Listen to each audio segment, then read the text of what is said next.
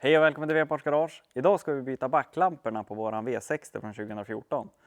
Och det är ett relativt enkelt ingrepp. Det är ju precis som att byta ut glödlampan. Och de här lamporna är ju passar till väldigt många olika modeller.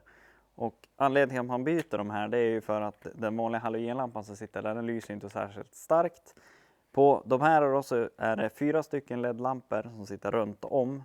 Och sen har det även 2 väldigt starka LED-lampor med en liten lins som sitter mitt bak då, som lyser bakåt. Har man som den här då nästan klarglas, så får du en väldigt stor effekt då när det lyser rakt bakåt då.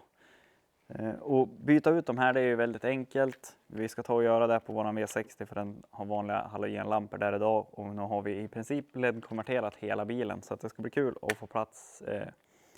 Det ska bli kul att få dit de här lamporna som är sista pusselbiten, kan man säga. Så vi ska ta och köra igång med det.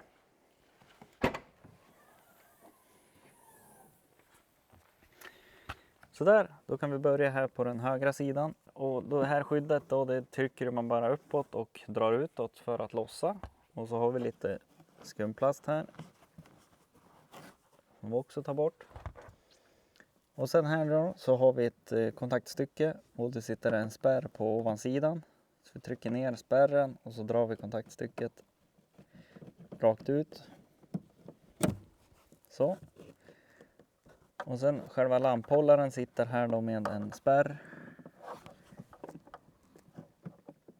Så jag trycker på den. Trycker ner den och drar rakt ut.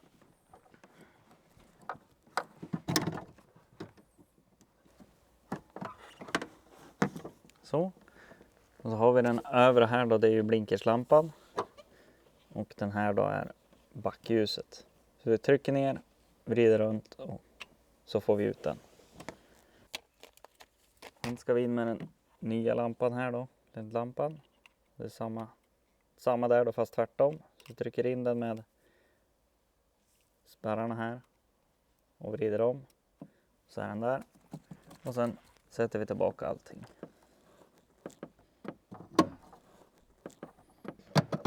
Trycker tills spärren låser och så tillbaka med kontaktstycket. Så, tillbaka med foamen här. Och sedan tillbaka med panelen.